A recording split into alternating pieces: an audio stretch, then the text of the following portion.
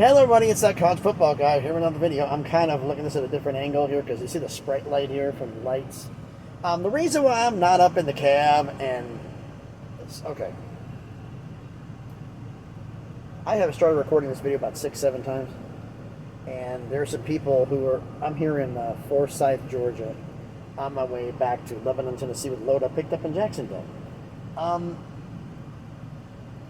Basically, I started recording the video, and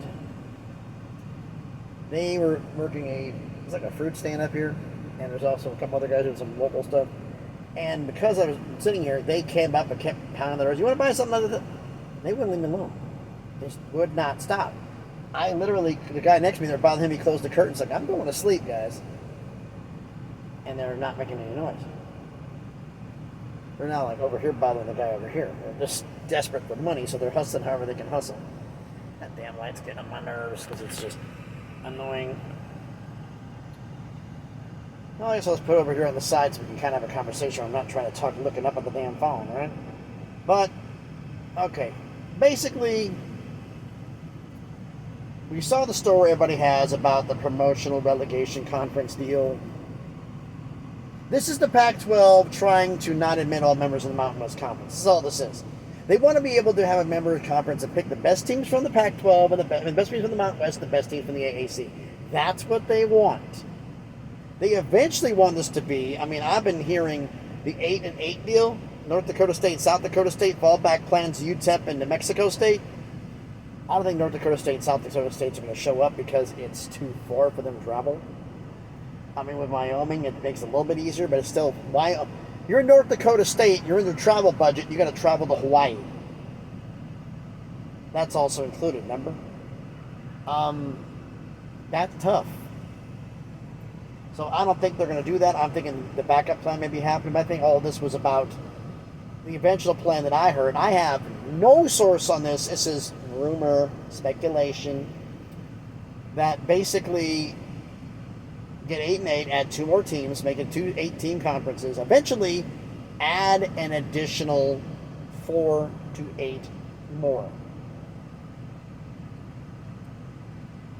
Being where it's going to be 2 10 to 12 team conferences. And the bottom 3 get demoted, and the top 3 get promoted from Mountain West. This is all about how to get the Mountain West out of the deal and how to do a TV deal. The only way this promotion, relegation conference, and a 60-40 TV split, the only way this thing would work is if one thing, the same TV partners had the deals for both conferences. Because if it's split, nobody's going to do this. You'd have to have the same partners. And say, oh, we'll go through Apple TV. They try to go through Apple TV. This is dead and buried. CBS and Fox are interested, but I've been hearing, and it's only rumors, only come from one source, I'm going to call it rumor, that they don't like the idea of promotion relegation because it's and a 60-40 media split. Like, no. It'd be a basic deal based upon evaluation for each package. Everyone would be guaranteed base money per year based on the conference, and based on performance, you get money above that. So if the Mountain West performed better than the Pac-12, theoretically, they could make more money. I've only got one source on this. I am highly doubting it. And all of this, I don't know if this is people trying to manufacture content. I mean, I've heard everything about this going out there. Until the lawsuit between Washington State, Oregon State, the Pac-12, and Georgia gets settled, nothing is going to happen. And I'm seriously willing to bet they're going to push that lawsuit till January. They're going to push it where you can't even talk about it till January. That's what I think is going to happen. The other news in this Wednesday college football update. The NCAA asking for help with NIL. And then there was the one that's saying, well, the NIL partnerships, where the lady who said it, are affiliated with the university. Therefore, all NIL deals should be under Title IX. Shut up. Just stop.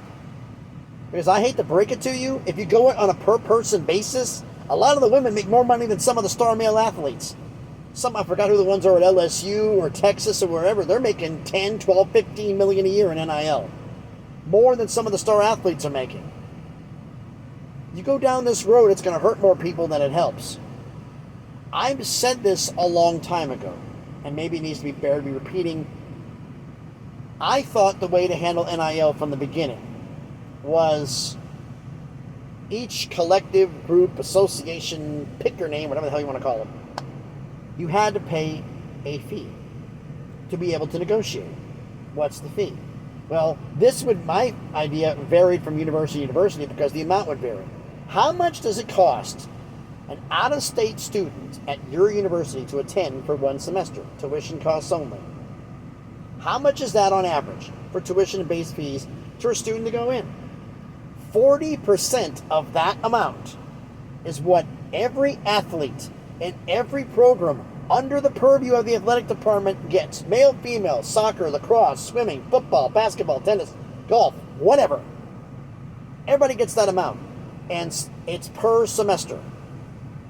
Whatever the amount is per semester. So if it ends up being $8,200 or $4,500 or $26,900, I'm spitballing here. I don't know dollar amounts, but you kind of get the idea. Group of fives wouldn't have much, Power Fives would have more. It basically makes sense, right? That's what I'm thinking it's going to be. That was my idea. Now, you would pay that for everybody. That gives you the right. That means everybody gets something. Student athletes who are working 2 jobs maybe only have to work 1, and some of them get so financially strapped they may want to quit college altogether because they can't afford to stay. This would give them the option to continue their education. That was my idea. Now, if you want to negotiate with one of the athletes and go above and beyond that minimum, that's up to you. But everybody in a program under the purview of the athletic department would get that amount. That's the idea I proposed a long time ago. Now, obviously, I'm just a little old poor YouTuber and nobody's going to bother listening to me. I'm just an old man on the totem pole. I'm not going to be anything. But that was my thought for handling that. Now they're asking the government for assistance, and the government's like, not now. We're not having this. We got too much time on our hands. Too much stuff to handle, and you're not in. So, obviously, this isn't going to happen. Would I like to see something for a base pay package for every athlete? Yes. A stipend, whatever the hell you want to call it. Something. That'd be fair. Now, as for the other news that came out,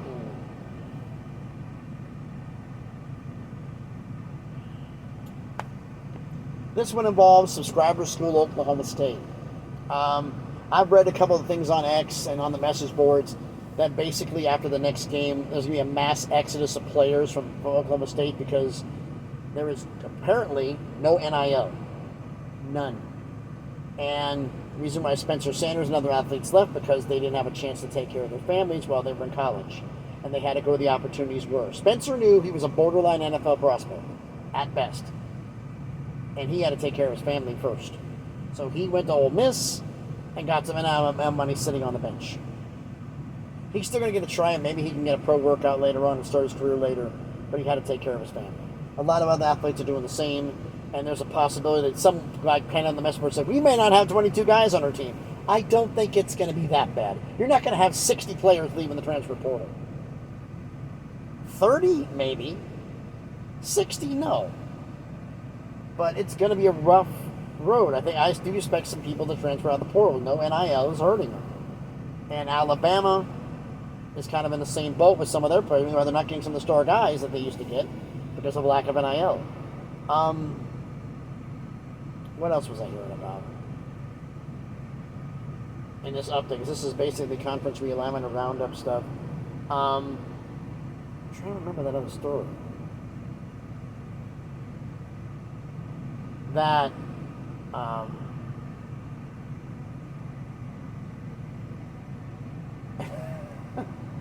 well, the one is coming around there is that someone was seriously wondering if somebody put on a message board. This was not a story. This is just something I found that was funny. I remember the joke now. That somebody put on a message board. Could somebody transfer to Alabama, grant immediately eligibility so we actually can have a quarterback?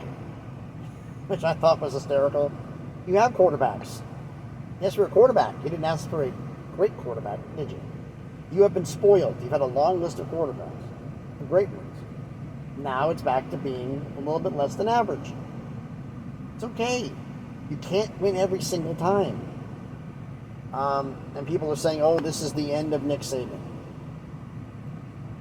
Everybody who says in their head that Nick Saban's done, Nick Saban is done when Nick Saban wants to be done. Unless there's a scandal, which knowing him, I seriously doubt, he will go when he wants to go.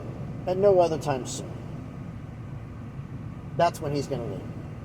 So just get that thought out of your head. And the Tennessee fans, some of them didn't say in the comment section, I got them on my phone, text messages, that you were wrong to say about the fact, we're back. Like, really, why we lose to Florida? Well, we're not back. We got 5 to 6 years of grid football ahead of us before we can even be considered to be back. Year 3, we're talking about 10 years. You got to be doing this high level for 10 years. Everybody realizes, okay, they're taking it serious. Oh, wow, they're going to be back. Colorado says, Corolla's going to be a perennial contender for the national championship. This is not even halfway through year 1.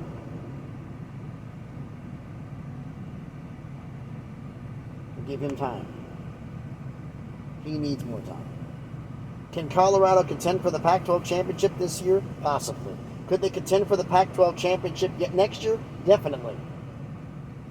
I made my 3-9 prediction because of the roster turnover. My preliminary prediction I had for next year was 7-5 or 8-4. This damn thing off my screen.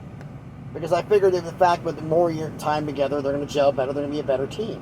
And then they're going to have players going pro, which is kind of unusual for Colorado lately. But I've done enough of my rant. Let me know what you think about everything down in the comments. So thanks everybody for watching the video from here in the lovely sleeper in Forsyth, Georgia. If you haven't already, please smash the like button, hit the thumbs up. It helps with the algorithm, helps the video be seen by more people. Comment on the video. The promotion relegation idea for the Mountain West. You think it's actually going to happen? It just screams like the Pac-12 is trying to do anything to make sure they don't get the dredges of the Mountain West, and they can get the best from the AAC in a couple of years and the best from the Mountain West and make a reformed Pac-12. But although the reforming Pac-12 schools, I'm guessing would probably, if they get the AAC guys, would probably be Tulane, UTSA, Texas, Louisiana, nobody too far east. But that's just me. Let me know about that in the comments, about the idea of it's everything else I've said in the video. I'm not going to go on another rant again. And if you haven't done already, please subscribe to the channel. On the way to 500 subscribers, slowly but surely, on that call to 1,000 so we can make some things happen. So thanks everybody for watching. We had some college football games tomorrow. I'm going to try to do the preview video earlier in the day because I got to get to bed, even though it's like, what, 6:28 Eastern. I got to get to bed because I'm going to be up at 3 o'clock in the morning to leave at 4 a.m. Eastern time to get my day started because I got to be in Tennessee pretty early. So, like I said, like, comment, and subscribe. Thanks everybody for watching. Everybody's having a great day. I don't know where y'all are at. I'm going through Georgia, going through Florida, on the interstate. Again, cops everywhere. Everywhere. I was spotting one simple spot in Florida on I-10, and literally the guys were on my CB telling me there's a cop every 2 miles in the median for 20 miles. What is going on? I'm asking everybody. Anybody know a reason why this is going on everywhere across the country? Not that I know of. So be careful out there driving U.S. highways and interstates. Perhaps, like I said, we heard of a crackdown on speeders on U.S. highways and interstate highways.